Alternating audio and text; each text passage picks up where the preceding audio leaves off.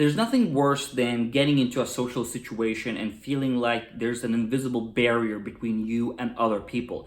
Like you want to talk with them, you want to have fun and just relax, but you can't because you're stuck in your head, you're overthinking, you're overanalyzing everything, you're stressed out, all of that. It's a bad situation to be in, and then sometimes you end up feeling kind of invisible. People don't seem to like you, or at least not really interested in talking with you.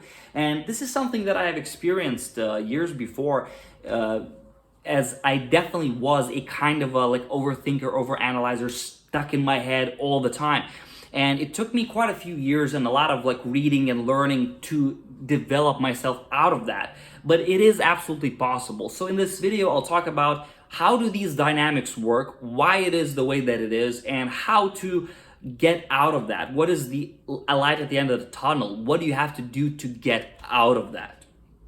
So starting off is you have to understand that the way that social dynamics work is there's many ways to describe it, right? You can describe it as a sort of an exchange in value. You can describe it as people just relaxing and having fun. It depends on the context, of course, right? If you're in a professional setting, then it's one type of interaction. If you're in a party or with your friends, it's a different kind of interaction. But there are certain fundamental principles and sort of rules that you can count on in any interaction. And about many years of both learning about this theoretically and applying it and actually improving in my skills of socialization, this has proven to be true and sort of a pretty self-evident. The more I live, the more clear it becomes that there's one fundamental rule, which is people like people that have a sort of an energy flowing, okay? It doesn't mean that you're like all over the place, right? That's erratic. That's also a sort of a abrasive energy usually.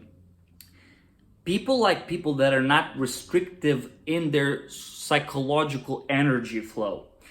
And because people are very intuitive. This is why sometimes, you're going down the street and you take one glance at one person and you're like, oh, okay, gotta go away from that person. And sometimes you meet a person or whatever and you're like, oh, what a warm person. Well, what is a warm person, right?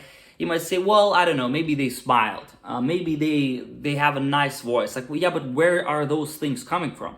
The fact that the person smiled, the fact that the person was like, oh, this is very nice, very warm voice or something, it came from the fact that at the moment at least, most likely, internally, they were kind of in a good place, or at least not in a very bad place.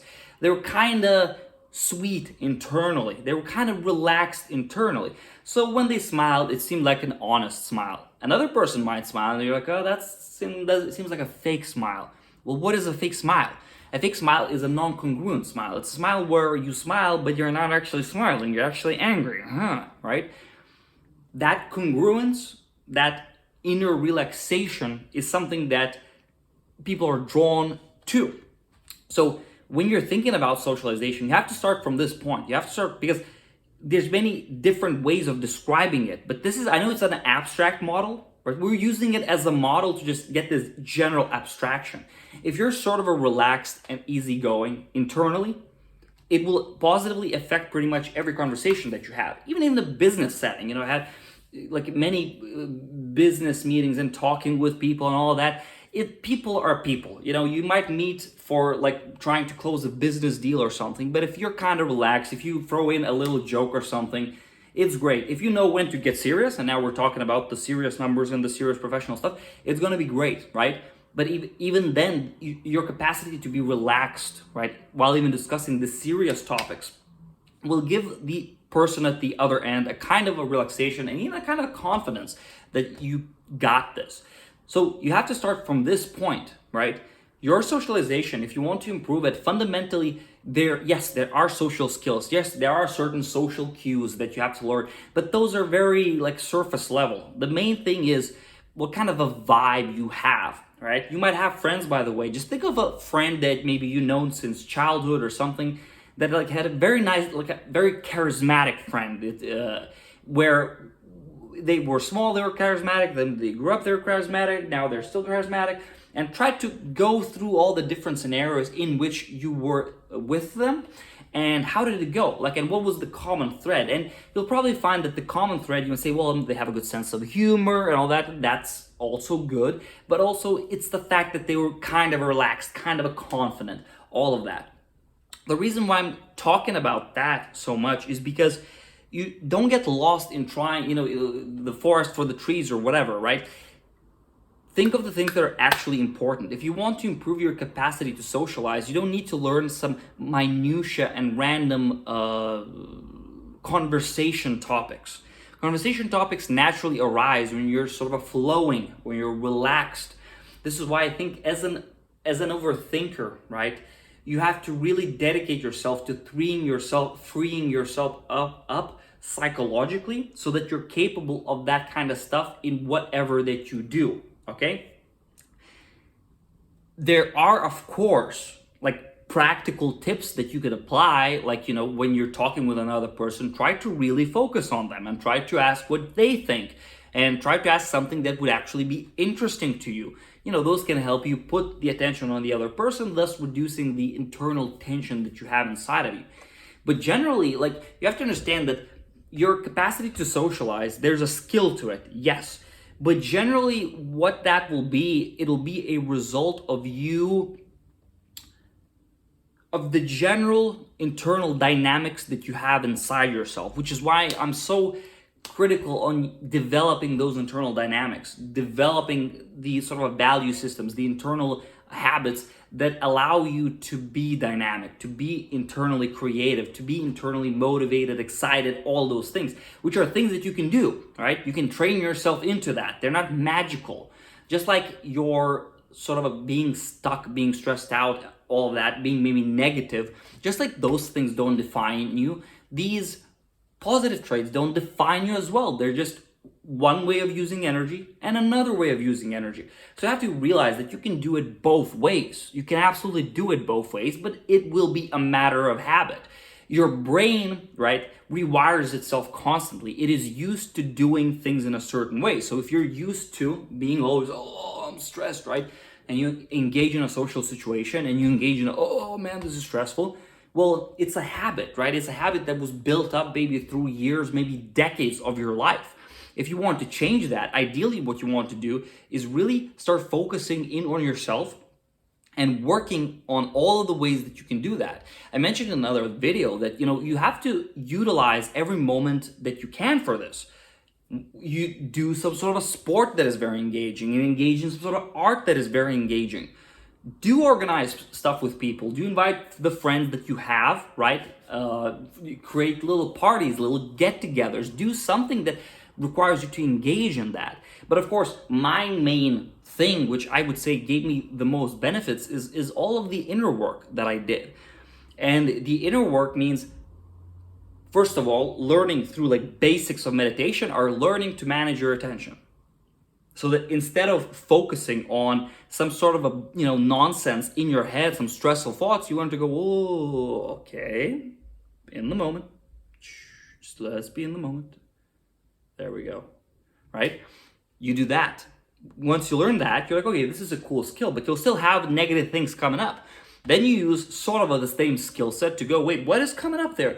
You're like, oh, I actually hate myself. Oh, I hate everyone. Oh, wow, that's interesting. Do I actually believe that, or is that some weird habit? Let's listen to it. Yeah, I just really hate myself. Like all this bullshit, You're like, isn't it weird that I have this? And once you notice it via some sort of meditative practice, via shadow work, you go, do I really need this? And through observation, it sort of fades away, slowly.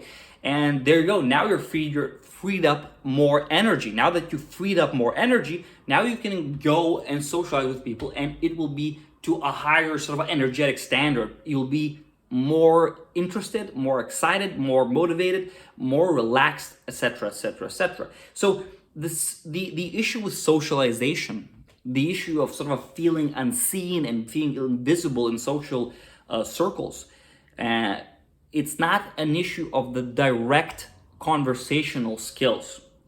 More than likely, it is the issue of a stuck psyche, a stuck energetic, right? When I say energetic, I sort of mean the conglomerate of your whole psychological energy and psychological habits, being stuck in that, being stuck in a stressful state. You have to understand this, that this journey that you want to go on of sort of becoming better at this, becoming more relaxed, becoming a more motivated person, whatever, it's a journey where you have to do things gradually. You have to discard things gradually. You have to learn new skills. You have to uncover things that have been limiting you but you were unconscious about. It's a thing that takes time, but every step frees you up more and more and more and more, okay? And the biggest illusion that you can hop onto is thinking that all you need to do is to learn some conversational skills. These make up like 10% at best of everything. Because here's the thing. Have you noticed that when you're in a good mood, sort of nothing can go wrong? And I mean, of course, force majeures can happen, right? Stuff can, like, you can get hit by a car, yes. But I mean, like, the things that you do, you know? If you're in a good mood, well, you can read a book. It'll be fine. It'll be fun. Oh, you play a video game. That's also fun. How about go for a walk? That's also good because you're in a good mood, right? And then you have to talk with someone, with a neighbor, and if you're in a good mood, you go, oh yeah. Even if you're not good at socializing, if you're in a good mood, you'll have an easy time socializing, or an easier time. If you're in a bad mood, oh boy. If you're in a bad mood, I have to read a book. I have to go to work. I have to go to the gym. I have to make food. I have to do this. Oh, the neighbor. Now I have to talk to the neighbor on top of that, right? Why is that? It's because the things that you do matter less than how you do them. And by learning to manage these internal dynamics, by learning to rewire yourself into a more resourceful state, you can fix a lot of these issues. And socialization is definitely one of them. So you want to expose yourself. You want to do a sort of exposure therapy where create as much socialization as possible. But that's not the only thing that you want to do. You want to really start uncovering, it's like, why am I in general always stressed? Why in general am I always like on the edge? Why am I always overthinking? Can I resolve that? And you can start resolving that by, doing a little daily meditation or maybe a daily workout routine. Get hyper sporty or hyper artsy, engage in some instruments or something. Engage with the world, engage with the world, engage with the world, okay? And by doing that, that will absolutely improve your social skills. This is something that I really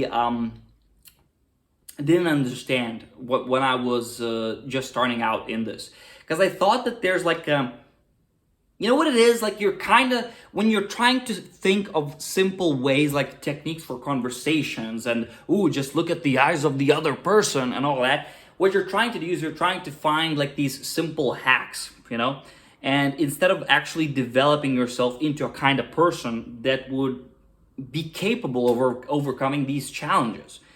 So the issue with socialization that you're facing, it's solvable, but just become a more relaxed, more balanced person with more interests, more engaged with life, and these things will automatically resolve themselves. A lot of people want to sit at home, have no hobbies, no interest, nothing, nothing new happening for them. When was the last time you created a new hobby? When was the last time you created new friends or whatever? When was the last time you tried a new sport? A lot of people will say never, no, don't remember. It's like, okay, well, there's no flow in your life. There's nothing flowing, life has to be like a river. Your energetics, your psychology has to be like a river, flowing, changing, adapting.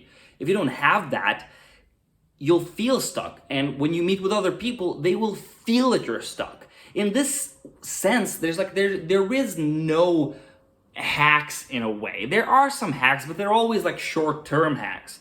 If you want a long-term hack, actually develop your psyche, actually develop yourself to a more resourceful state, a more profound state, a more relaxed state. And trust me, it will become way better. And you'll have like a skill set that you built out that'll serve you for the rest of your life, in your job, in your friendships, in your social skills, in your intimate relationships, massively.